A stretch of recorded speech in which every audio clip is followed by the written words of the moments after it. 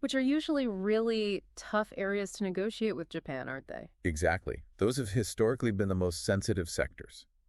So it does suggest that Tokyo probably had to give ground in some pretty sensitive areas to avoid those even harsher 25% tariffs. But how did Japan react publicly? Were they enthusiastic about it? That's the interesting part. The Japanese Prime Minister's response was, well, notably cautious, very measured.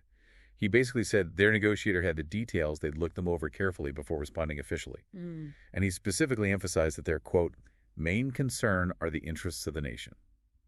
It definitely didn't sound like a thrilled acceptance, which kind of hints that while a deal was probably necessary to dodge the big tariffs, the full details and implications for Japan might not be entirely positive from their viewpoint. They're still weighing it up. And there's still something unclear, isn't there, about tariffs the other way? Right. It's still not clear what the tariff situation will be for American products going into Japan.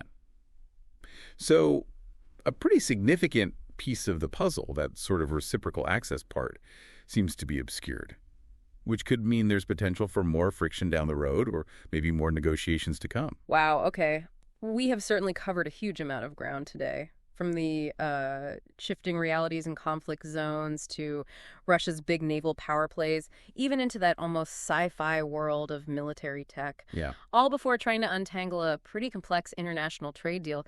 It really is a snapshot of just how interconnected everything is. It really is, host.